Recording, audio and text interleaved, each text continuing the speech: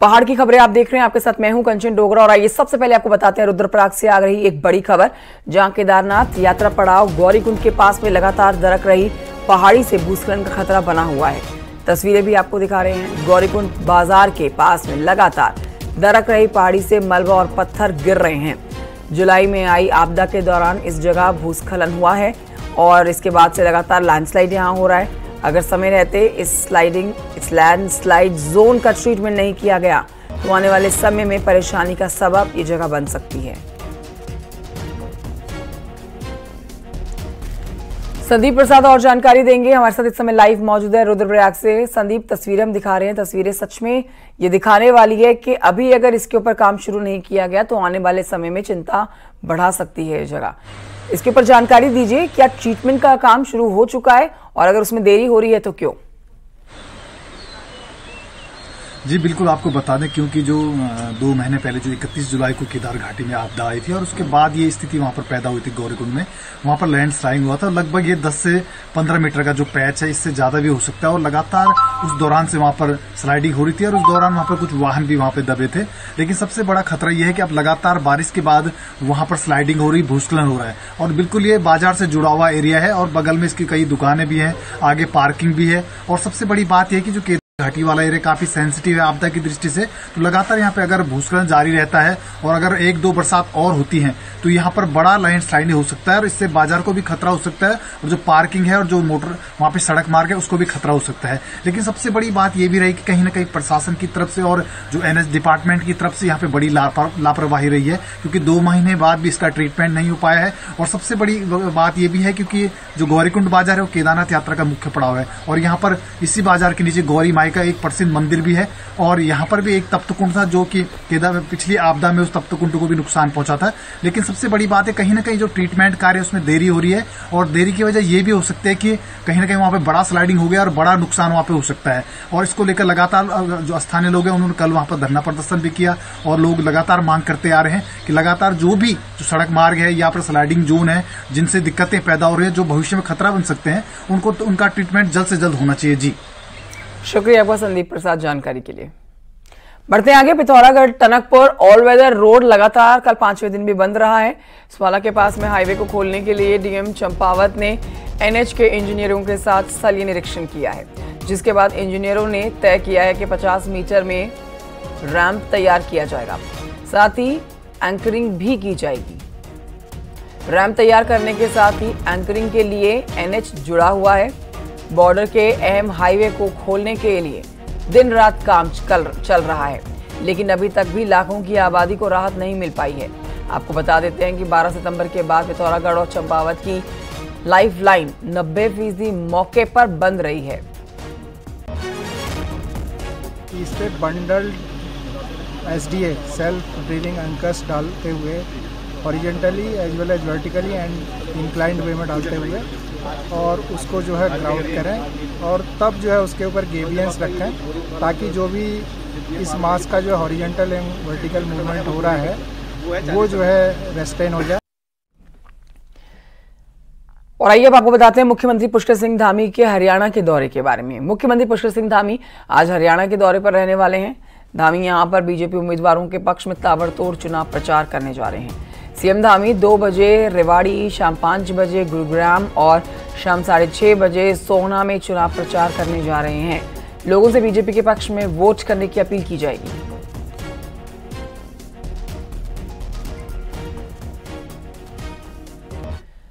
दुनिया के अलग अलग देशों में रहने वाले उत्तराखंड के लोगों के लिए मुख्यमंत्री पुष्कर सिंह धामी ने वेबसाइट लॉन्च की है। वेबसाइट लॉन्च की गई है मुख्यमंत्री धामी की तरफ से www.pravasiuttarakhandi.uk.gov.in। तो ये वो वेबसाइट है जो लॉन्च की गई है। जो विदेशों में उत्तराखंडी रहते हैं, उत्तराखंड के प्रवासियों की सरकार की पॉलिसी, प्रोग्राम और गतिविधियों की जानकारी इस वेबसाइट से इन्हें मिल पाएगी। मुख्यमंत्री ने निर्देश दिए हैं कि 7 नवंबर को प्रवासी उत्तराखंड दिवस पर सम्मेलन आयोजित किया जाए और जरूरी है कि हम उत्तराखंड प्रवासियों के लगातार संपर्क में रहें।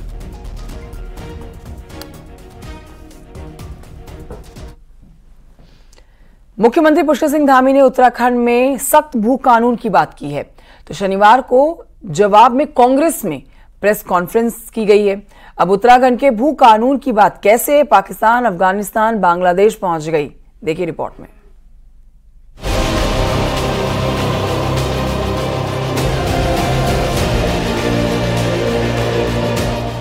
उत्तराखंड में अब तक का सबसे सख्त भू कानून लाने का दावा शुक्रवार को मुख्यमंत्री पुष्कर सिंह धामी ने किया, तो शनिवार को प्रेस कॉन्फ्रेंस कर कांग्रेस ने पूर्व मुख्यमंत्री नारायण तिवारी के भू कानून को बेस्ट बताया। बात भू कानून से शुरू हुई तो डेमोग्राफिक चेंज तक पहुंच गई। कांग्रेस ने भू कानून पर जहां सरकार से श्वेत पत्र लाने की मांग की, वहीं डेमोग्राफिक चेंज की बात पर यह पूछ डाला कि पाकिस्तान, अफगानिस्तान, बांग्लादेश, कजाकिस्तान से कितने लोग उत्तराखंड में आए हैं। प्रदेश की सरकार को भू कानून पर बोलने से पहले राज्य में श्वेत पत्र जारी करना चाहिए और ये बताना चाहिए कि राज्य में किन किन लोगों ने किन किन प्रयोजनों से जमीन खरीदी और जिस प्रयोजन के लिए खरीदी उसका उपयोग उस प्रयोजन के लिए हुआ कि नहीं हुआ। कितने लोग आ गए विदेश के, अफगानिस्तान के, तुर्किस्तान के, तजाकिस्तान के, पाकिस्तान के, बांग्लादेश के, रोहिंग्या। करो, हमें कोई आपत्ति नहीं है भाई, हम क्यों चाहेंगे कि यहाँ के लोग, बाहर के लोग यहाँ में करिए। डेमोग्राफी चेंज क्या हुई है, कहाँ के लोग आए, सारा पहाड़ खाली कर दिया आपने। उत्तराखंड में आबादी का असंतुलन बढ़ रहा है, यानी डेमोग्राफिक चेंज हो रहा है। इसी असंतुलन को खत्म करने के लिए सख्त भू कानून और मूल निवास की मांग हो रही है, ताकि बाहर से आकर कोई भी उत्तराखंड का माहौल न बिगाड़ सके।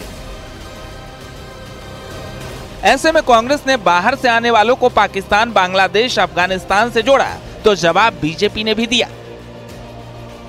हर बार अनेकों बार कानून संशोधन होता है, उस समय की तत्कालीन परिस्थितियां उसमें ध्यान रखी जाती है। आज पुष्कर धामी जो कमेटी बनाई गई उसकी रिपोर्ट आने वाली है। जैसी रिपोर्ट आई, मुख्यमंत्री ने स्पष्ट किया है कि सबसे अच्छा भू कानून जो उत्तराखंड के परिप्रेक्ष्य में लाभकारी सिद्ध होगा, जिसमें न उद्यम प्रभावित होंगे, न कृषि भूमि प्रभावित होगी, इस प्रकार के कानून को लाने की आवश्यकता महसूस हुई। तो क्या कांग्रेस पार्टी उत्तराखंड में पाकिस्तानियों के बसने का इंतजार कर रही है या पाकिस्तानियों को बसाना चाहती है या रोहिंग्या को बसाना चाहती है? इस गैर जिम्मेदाराना गैरत वाले बयान के लिए कांग्रेस पार्टी को देश से माफी मांगनी चाहिए, उत्तराखंड की जनता से माफी मांगनी चाहिए। उत्तराखंड में माहौल बिगाड़ने का काम दूसरी जगह से आकर यहां रहने वाले कर रहे हैं, इसलिए कड़े भू कानून की डिमांड पर खुद मुख्यमंत्री को आगे आकर अपनी बात कहनी पड़ी है। तो तिवारी सरकार के भू कानून को बेस्ट बताने वाली कांग्रेस डेमोग्राफिक चेंज करने वालों की डिटेल मांग रही है। देहरादून से न्यूज 18 के लिए दीपांकर भट्ट की रिपोर्ट।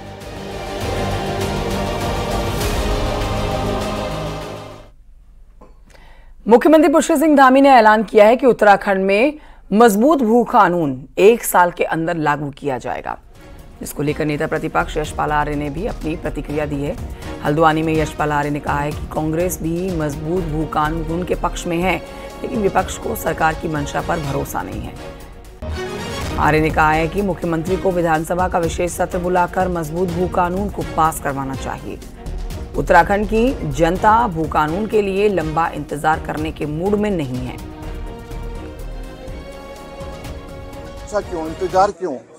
ये कहें कि हम जल्द ही अगले सत्र में इसको जल्दी सत्र आहूत करेंगे, विशेष सत्र का आयोजन करके स्पेशल सेशन बुलाएं ना, विशेष सत्र बुलाएं और उसमें चर्चा करें और हम भी उसके पक्षधर हैं। सशक्त भू कानून के इतना देर, इतना विलंब, 1 साल का इंतजार क्यों करवाना चाहती है सरकार की नीयत, सरकार की मंशा मेरा मानना है कि ठीक नहीं है। बढ़ते हैं आगे, आपको बताते हैं केदारनाथ विधानसभा क्षेत्र में बीजेपी ने 5 कैबिनेट मंत्री ड्यूटी लगाई है। मंत्री एक के बाद एक जनता दरबार लगाकर समस्याएं सुन रहे हैं। वहीं कांग्रेस ने सवाल उठाया है कि समस्या सुनने वाले मंत्री पिछले 2 साल से कहां थे। रिपोर्ट देखिए।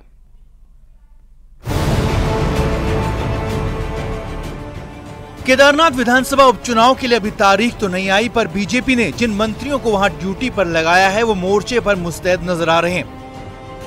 2 दिन मंत्री रेखा आर्य ने अलग अलग जगह जनता दरबार लगाए और जनता की समस्याएं ऑन द स्पॉट सुलझाई। सड़क के अधूरे काम पर पीडब्ल्यूडी के इंजीनियर का वेतन तक रोक दिया तो 3 दिन से मंत्री गणेश जोशी भी 5 जनता दरबार लगा चुके हैं।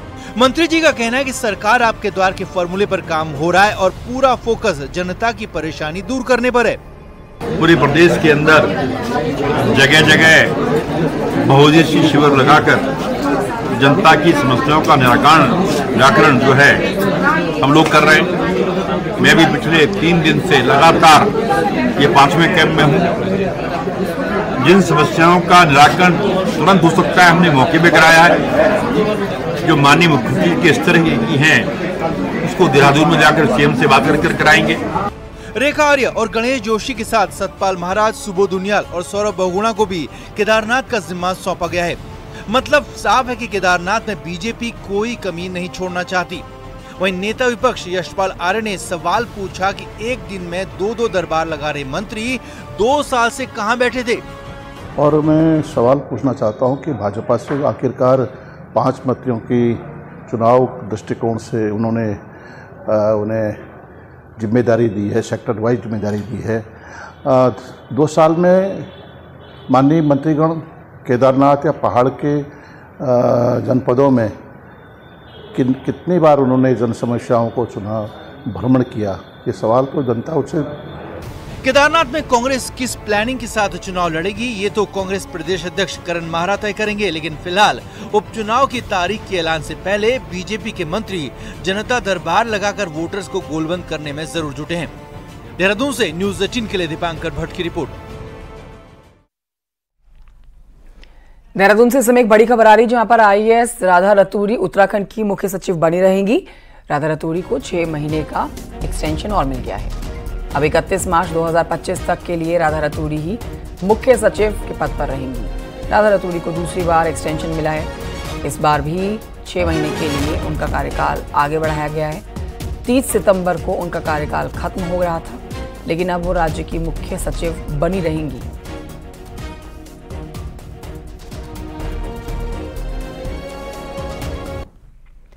खबर देहरादून से है जहां पर स्कॉलरशिप घोटाले के मामले में विजिलेंस ने बड़ी कार्रवाई की है। आरोपी अनुराग शंखधर के घर पर विजिलेंस ने रेड मारी है। आय से अधिक संपत्ति के मामले में विजिलेंस का एक्शन भी देखा जा रहा है। विजिलेंस की टीम अनुराग के देहरादून विष्णु विहार वाले घर पर पहुंची और घर के लोगों से पूछताछ की गई टीम के द्वारा। साथ ही टीम के हाथ में कुछ महत्वपूर्ण दस्तावेज भी लगे हैं। आरोपी अनुराग शंखधर समाज कल्याण विभाग में तैनात था। वहीं आरोपी पर आय से अधिक संपत्ति का मामला दर्ज है। हल्द्वानी जोन की विजिलेंस टीम ने ये रेड की है।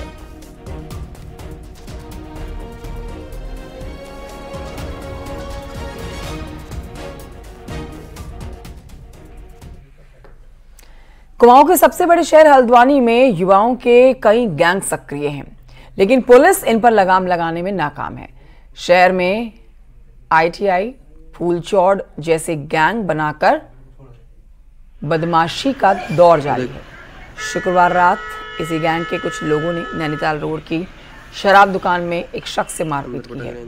घटना सीसीटीवी कैमरे में कैद हुई है। ये पूरी घटना शराब ठेके में लगे सीसीटीवी के रिकॉर्डिंग की आप देख रहे हैं। घटना का वीडियो सोशल मीडिया पर भी वायरल हो रहा है। दूसरा वीडियो शनिवार दोपहर का बताया जा रहा है। जो 2 तस्वीरें आप देख रहे हैं, ये 2 वीडियो हम आपको दिखा रहे हैं जब MBG कॉलेज के ठीक बाहर कुछ लड़के आपस में भिड़ जाते हैं। इनके बीच में जमकर मारपीट होती है। वीडियो इनका बना सोशल मीडिया पर वायरल हुआ। नैनीताल पुलिस की जमकर ये किरकिरी हो रही है। हालांकि पुलिस का दावा है कि वो कार्रवाई कर रहे हैं, लेकिन इसके बावजूद लोगों में दहशत बनी हुई है। अंदर पटक रहे हैं देख। पुलिस द्वारा लगातार सर्विलांस के माध्यम से चेक किया जा रहा है। सीसीटीवी के थ्रू हम लगातार चेक कर रहे हैं, कड़ी से कड़ी कार्रवाई भी कर रहे हैं। लेकिन हमारे आईज एंड ईयर्स कहीं ना कहीं जनता है। जितनी जल्दी हमारे पास जनता है, मीडिया है, जितनी जल्दी हमारे पास ये सूचना आएगी उतना ही हम प्रॉम्प्ट एक्शन ले पाएंगे। हम कोशिश कर रहे हैं और ज़्यादा तेज़ी से इसमें कार्रवाई करी जाएगी।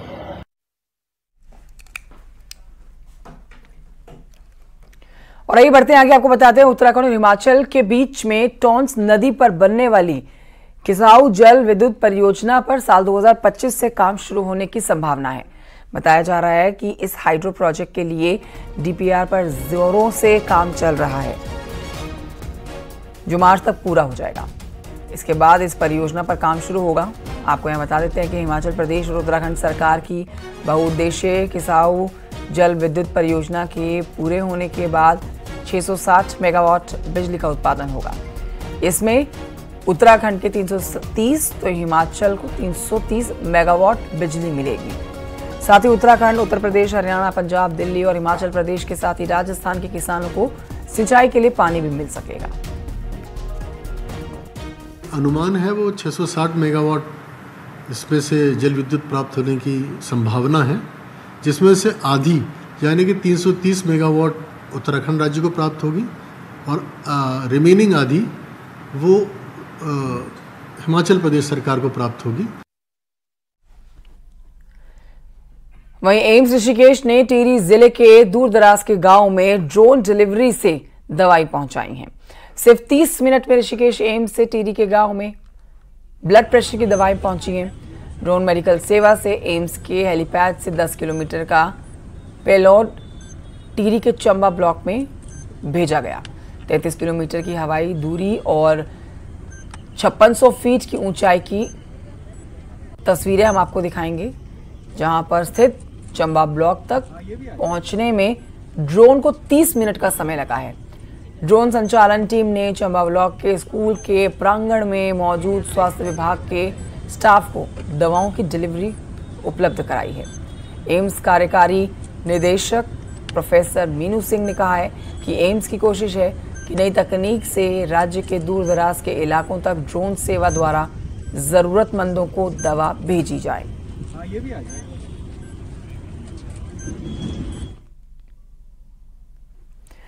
पहाड़ का युवा सबसे ज्यादा सेना में जाने की रुचि रखता है, लेकिन पहाड़ के कई स्कूलों में आज तक एनसीसी नहीं है, जिसकी मांग अब तेज हो गई है।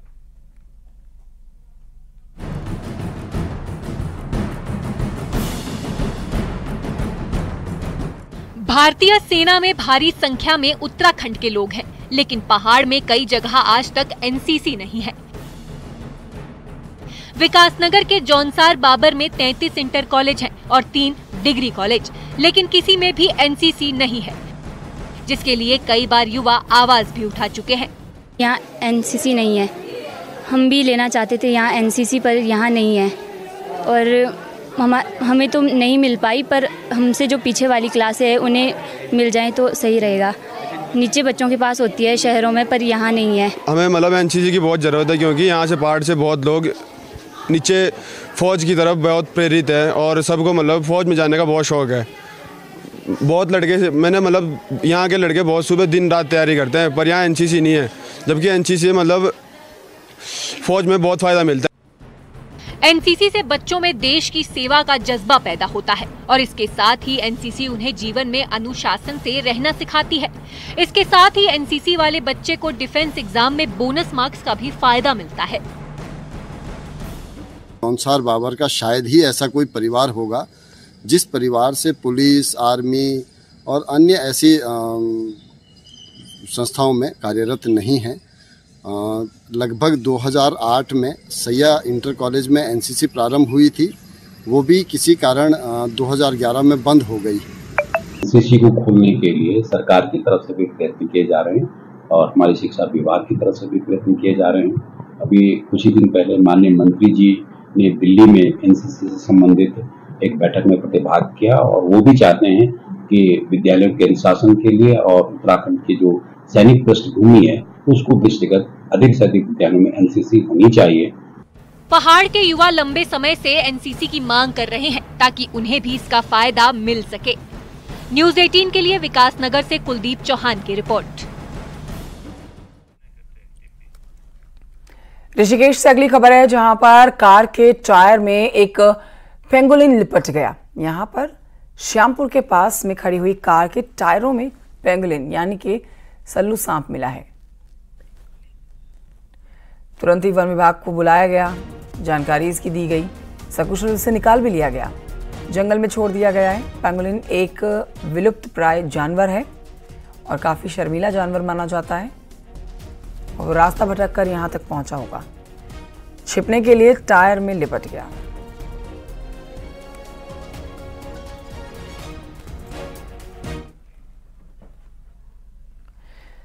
दिल्ली की धार्मिक संस्था देवस्थान सेवा समिति और हरिद्वार की पुण्यदायी सेवा संस्थान पिछले 23 सालों से लाखों लावारिस मृतकों की अस्थियों को गंगा में विसर्जित कर चुके हैं।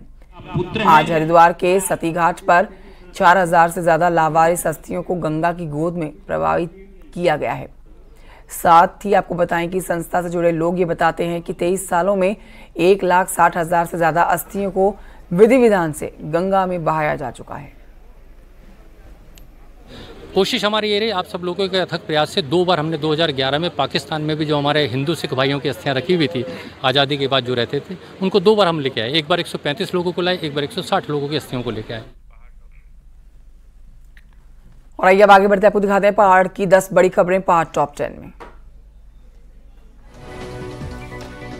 9 सूत्रीय मांगों को लेकर 4 अक्टूबर से राज्य में मेडिकल स्टाफ हड़ताल पर रहेगा। नैनीताल में डॉक्टरों ने बैठक करके हड़ताल को सफल बनाने पर चर्चा की है। नैनीताल की डीएम ने रामनगर के आपदा प्रभावित सुंदरखाल गांव का दौरा किया है, गांव के लोगों की समस्याएं सुनी हैं। रुड़की के भगवानपुर के राजकीय उच्च माध्यमिक विद्यालय शाहबुद्दीन चौली में शिक्षकों की कमी है, जिससे बच्चों की पढ़ाई प्रभावित हो रही है। गौ संरक्षण का संदेश लेकर एक लड़का नंगे पांव मुंबई से केदारनाथ की यात्रा पर पहुंचा है। रुड़की पहुंचने पर संकेत ने बताया कि यात्रा पूरी करने के बाद वो अपने घर पर एक गौशाला खोलेगा। अल्मोड़ा अर्बन कोऑपरेटिव बैंक की 33वीं वार्षिक निकाय बैठक हुई है, जिसमें बैंक की ब्रांचों की संख्या जल्द ही 75 तक करने पर सहमति बनी है। बागेश्वर के दर्जनों ग्रामीण औषधीय पौधों की खेती के जरिए अपनी आर्थिक मजबूत करने का अब कोशिश कर रहे हैं। डीएम ने एक कार्यशाला के तहत किसानों को औषधीय पौधों की खेती और उत्पादन करने की अपील की है। टिहरी में यूगोस्ट की पहल पर नई टिहरी के पास बागी गांव में साइंस सेंटर की स्वीकृति मिल गई है। करीब 30 करोड़ की लागत से निर्माण कार्य शुरू होने के 2 से 3 साल में साइंस सेंटर बनकर तैयार हो जाएगा। केदारनाथ धाम में स्वच्छता की सेवा पखवाड़े के तहत जन जागरूकता अभियान चलाया गया है और नुक्कड़ नाटक का आयोजन किया गया है। रुड़की में किसानों ने अपनी मांगों को लेकर विधायक फुकरान अहमद के आवास कूच किया है और अपनी मांगों का ज्ञापन सौंपा है। टिहरी के लामडीधार में आयुष अस्पताल को दूसरी जगह शिफ्ट किए जाने का स्थानीय लोगों ने विरोध किया है और जन आंदोलन के साथ ही हाईकोर्ट जाने की चेतावनी दी है।